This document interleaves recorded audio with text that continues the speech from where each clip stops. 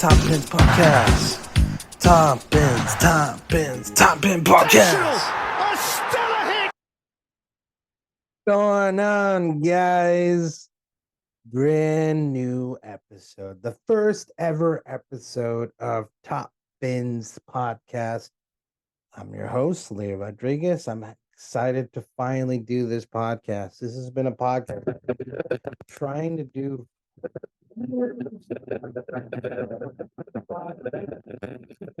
I feel like now this is the first time and the best time to do it.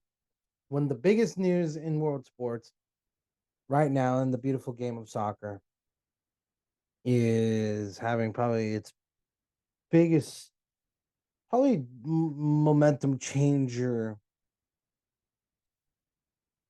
in the last 15, 20 years. Uh, you all remember the European Super League from 2 years ago in 2021. Well, it's back and it's bigger than ever. Big announcement coming on this morning. I'm obviously from the East Coast of the United States, so that came on like about 3, 4 in the morning, Eastern time. The announcement came from Florentino Perez that the European Super League is back and that they are officially bringing it back. With Barcelona, obviously, as their quote unquote partner in this situation. Um, it's back. They're going with a bigger plan, a bigger solution, and what they truly believe is the plan to change football, as they quote unquote said in multiple times of what both Florentino Perez and John Laporta have said, that this is officially to a freedom. Football is free, as they've said. Well, we'll get along to this subject right in this matter. Well, obviously, we are getting towards the holiday breaks. Christmas is around the corner. I believe on Monday it'll be officially Christmas. And I'm telling you guys, this is big. This is big. European Super League is back. How do we feel about it? Well, fans obviously hate it. There was riots, there were protests about it. 16 teams were the original prospectors of this original Super League idea. It's very complex now. So they're going with 3 divisions in the league, which is the Blue League, the Gold League, and the Star League. Star League being the first division, the top. There is Pro and Reg, promotion and relegation. Um, there are, I believe, 16 teams, and the other one's 32 and 32. And it's group stages, league table, and then the best of 4 qualify, or the best of 8. I'm not entirely sure what it is, and they all go through our knockout stages, and the winner will be the winner of the Star League, the Gold League, and the Silver League. Just truly, truly, truly insane. The rules are different. They're talking about, shorter matches. The best teams playing each other week in and week out. And they wanted to do this during the weekdays because they wanted to comprehend with the domestic league structure. So they don't want to lose their league money, and they want to keep this tournament. Now, we all know what this means. It all means the end of the UEFA Champions League, the end of the Europa League and the Conference League, and also it basically ruins the Club World Cup plans for FIFA for 2025, which they're trying to expand it to 32 teams. It's truly, truly, truly an insane plan. But they're back, and the European Super League is back. So let's give if you guys are new to this, new listeners who wanted to learn what the fuck is the European Super League, what is going on, why are people protesting? Well, guess what, guys? We'll give you a brief explanation about this. I truly, I'll give you my answer on this later after my explanation of the Super League. So, guys, as we all know, fans of the sport, soccer has become truly a money making machine. I mean, there's so many clubs now that are making extraordinary amounts of money on jerseys like this one, um, and many other. They sign the best players. The biggest clubs always want to sign the best players, but of course, no other club is bigger than per se Real Madrid, or a Barcelona, or a Bayern Munich, or a Manchester United, a Liverpool, an Inter Milan, a Juve, AC Milan, a Juve. There's so many big clubs. They always try to go for the best. But of course, obviously, Real Madrid are the big bad boys. They've won the most trophies. They are the biggest clubs. They are one of the biggest clubs, if not the biggest clubs in the world. The European Super League, I believe, the day that this concept happened, I could blame it on multiple situations. We'll explain it on multiple situations. Well, what started the Super? Why is Real Madrid and Barcelona starting their own league, their breakaway league? Why do they want to get away from UEFA? Well, I'll give you an example. This team, right? I support this team. So I will give you a little, you may call me bias, but this team and Manchester City have created this scenario. Why do I say that? Well, both Paris Saint-Germain and Manchester City are owned by Middle Eastern ownerships, very, very, very wealthy men that have deep, deep pockets. They are not afraid to spend the money. They will spend whatever it takes to get the best. And that is for sure what PSG have tried and they have done, and Manchester City has done. Manchester City was the first. They had ownership in 2008 from the Abu Dhabi, the UAE ownership. Um, they ended up creating a thing called City Football Group, which basically is basically like, how can you say how Red Bull is now with owning a German team, an Austrian team, an American team, and now a Brazilian team, and they've tried to own other clubs as well. But City are trying to get to that point, so they basically call themselves the City Football Group, uh, and basically made Manchester City, which historically a middle table to like somewhat successful club with little history. I mean, they did win the league title in 1968. Uh, prior to their before their ownership, their new ownership. Um, so a lot of people seemed very concerned. You can also say Chelsea was another perspective.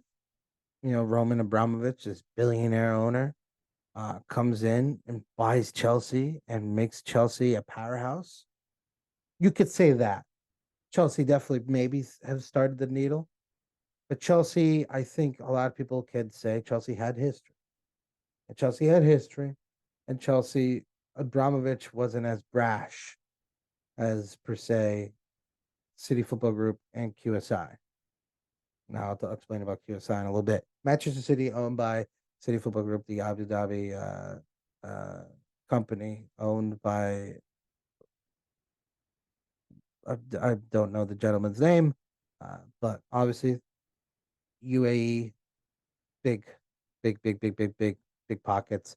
Manchester City now has just evolved to one of the mid-table to like near relegation teams to a now they are going to be spending a shit ton of money and becoming an elite football club, which now they are.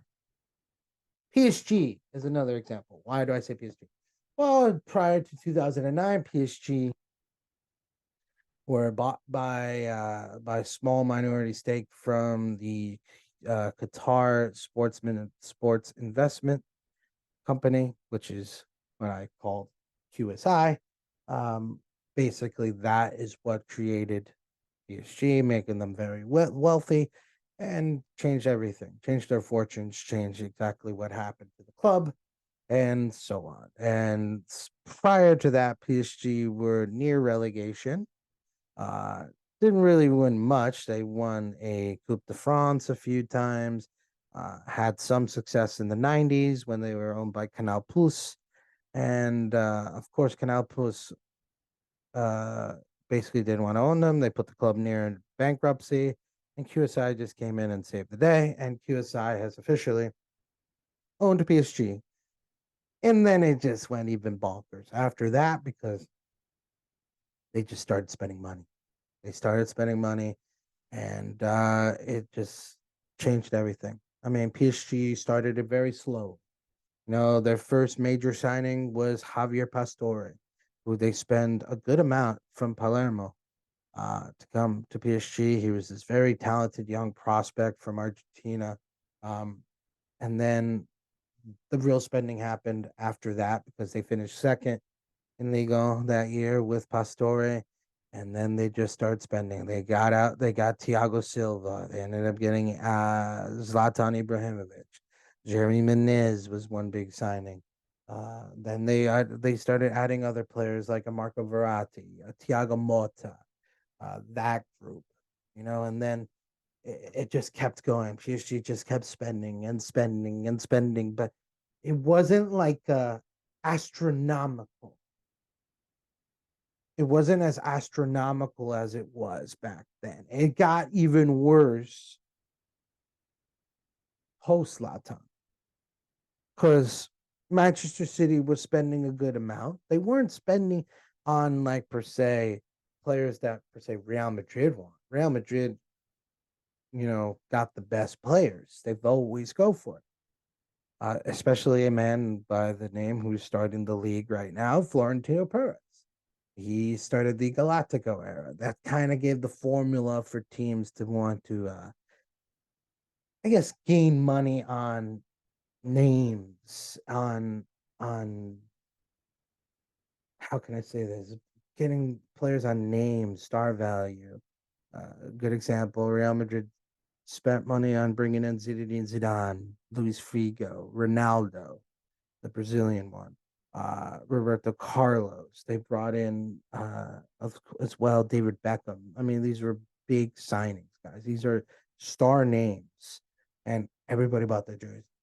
Everybody wanted a Real Madrid shirt with a Zinedine Zidane or a David Beckham or whoever was available. They wanted to get it, and in a way, Real Madrid gave the blueprint for these new owners for the Middle Eastern owned clubs like PSG and Manchester City, and then later on Newcastle. We'll talk about Newcastle a bit, but PSG post Zlatan Ibrahimovic changed football. It changed football. It changed football. The exact year post Zlatan, the club wasn't spending that much money. They started to bring in some good role players and thought, hey, let's just build this team on building a team and build around Edison Cavani. It didn't really work out, as you know.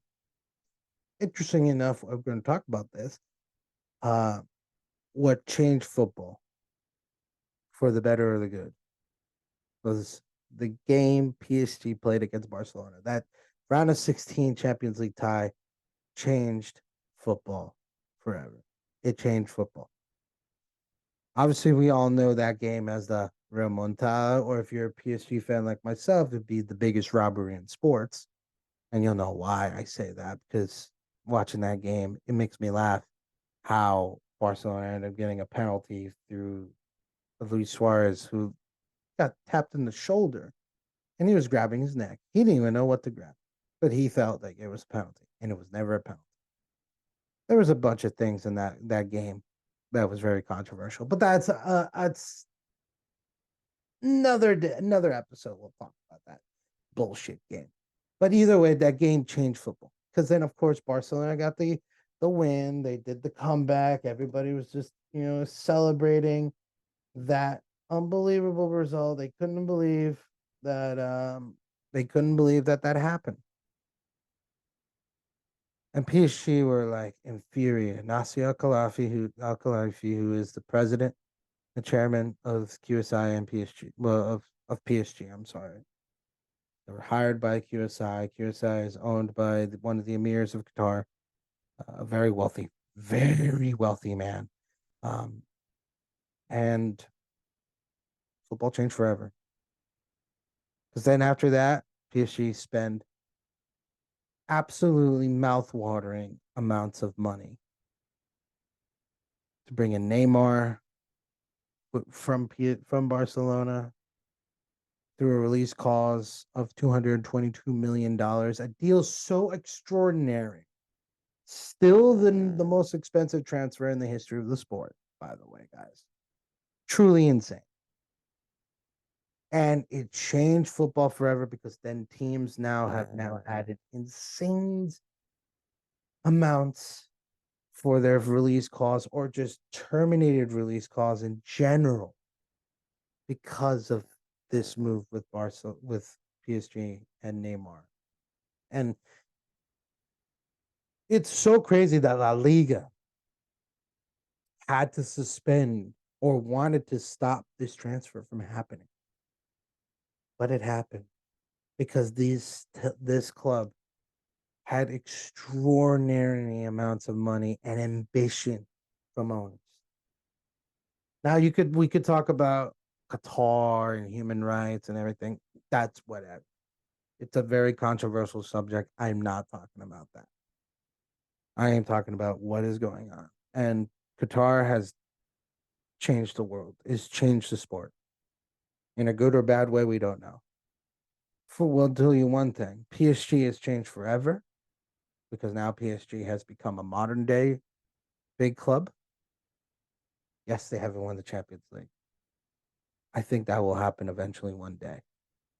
It will happen. It's the same thing that happened to Manchester City. It took a while for Man City. But it happened, and it will happen to PSG eventually. But that moment changed football forever because it made sure that nobody could compete with owners with extraordinary amounts of money, like QSI and Manchester City. And then now eventually you're going to beat Newcastle. And now the Saudi Pro League, which is another one that's a problem. Now, PSG have money that is just extraordinary. And you would think, okay, why would this matter for the Super League? Why does this matter for Real Madrid? Why does this matter to Barcelona? Why does this matter to all the clubs, bigger clubs? Well, good example.